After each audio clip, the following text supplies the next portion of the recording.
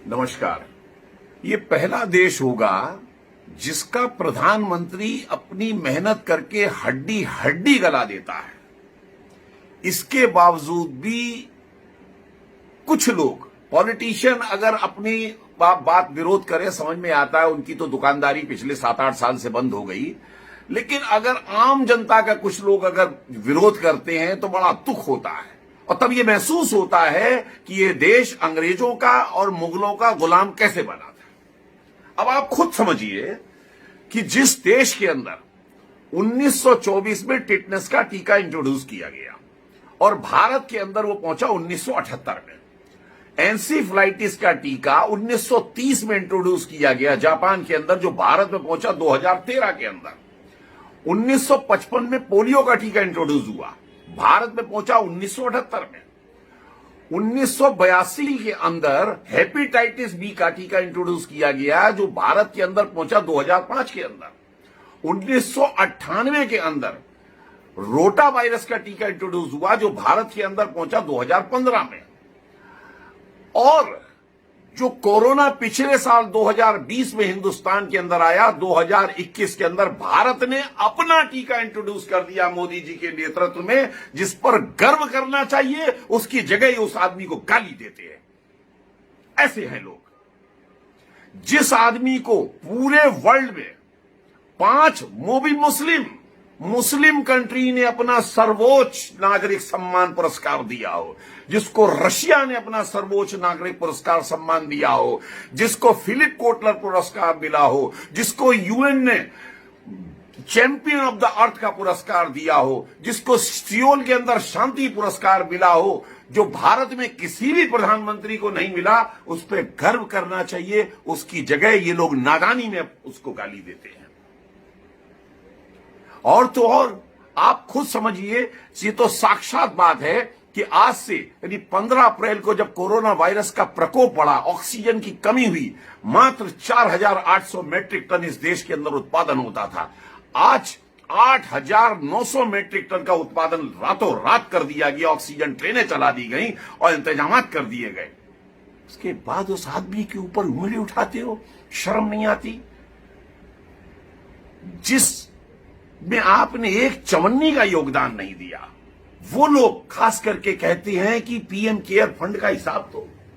अब आप खुद बताइए, जिस पीएम केयर फंड ने 2200 करोड़ रुपया टीके में, 2000 करोड़ रुपया वेंटिलेटर्स के लिए, 1000 करोड़ रुपया प्रवासी श्रमिकों के लिए, 1000 करोड़ रुपया पीएसए ऑक्सीजन प्लांट के लिए, उसके अलावा 2 कोविड हॉस्पिटल बिहार के अंदर, इसके अलावा 1 लाख ऑक्सीजन कंसंट्रेटर के लिए खर्च किया हो, जो चौन्नी दुअन्नी देने वाले तो हिसाब मांग रहे हैं, जो 1500 जो लाखों हजारों करोड़ रुपया दे रहा है, उनको हिसाब की जरूरत नहीं है। जिस आदमी ने अपने 7 साल के शासनकाल में 15 नए एम्स, 100 से ज्यादा मेडिकल कॉलेज, 2,23,000 करोड़ का हेल्थ बजट कर दिया, जिसके राजकाल में भारत पीपीई किट्स में, मास्क में वर्ल्ड का नंबर 1 मैन्युफैक्चरर बन गया, जिसने अपनी तरफ से कोरोना काल में दूसरे को विपत्ति काल में सहायता दी, आप उस आदमी को शर्म आनी चाहिए उंगली उठाते हुए। आप महसूस करिए कि ये आदमी हमको मिला है, वरदान है। इसके बाद आप खुद समझिए, 9.5 करोड़ असली किसान, असली बोलूंगा, असली जो किसान काम वाला है, उनको सम्मान निधि 2000 रुपए की राशि हर क्वार्टरली देना, साल में 3 बार देना। इसके पश्चात महिलाओं के लिए गैस कनेक्शन पहुंचा देना, गांव के अंदर 20 लाख करोड़ का पैकेज दे देना। इसके बाद आप कहती हो उससे मोदी काम नहीं करता है। 43,000 करोड़ रुपया जो आपने कर्जा, जो पुरानी सरकारों ने ईरान का हमारे देश के ऊपर रखा था,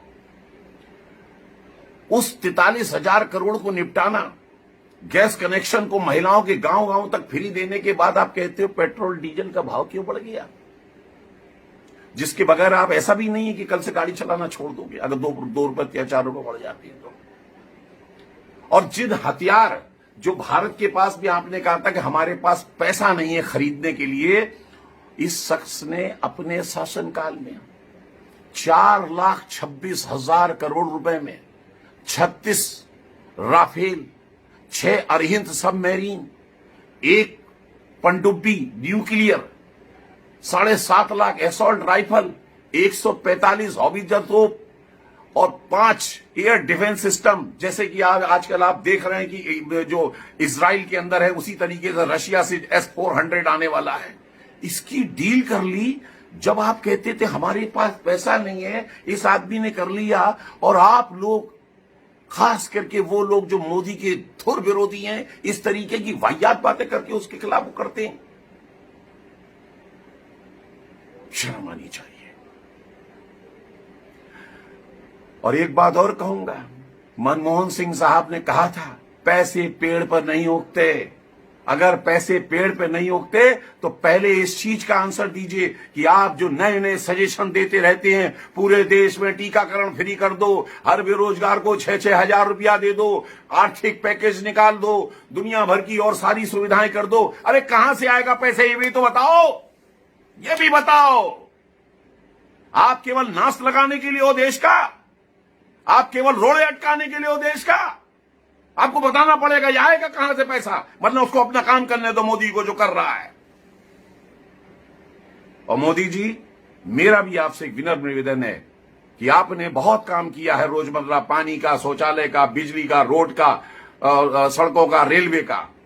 बस महसूस हो रहा है कि एक तरफ इस तरफ थोड़ा सा ध्यान देने की जरा ज्यादा जरूरत है, स्वास्थ्य के ऊपर, शहरों में और गांव में। बस ये काम कर देंगे, किला फतेह हो जाएगा आपका। आपको सलाम हम जैसे सारे लोग मारेंगे। बाकी जिनको बेवकूफ है, जिनको कुछ आता नहीं है, जिनको समझदारी नहीं है, उसको कोई नहीं समझा सकता, क्योंकि मूर्ख और मृतक अपने विचार नहीं बदल सकता। जय हिंद।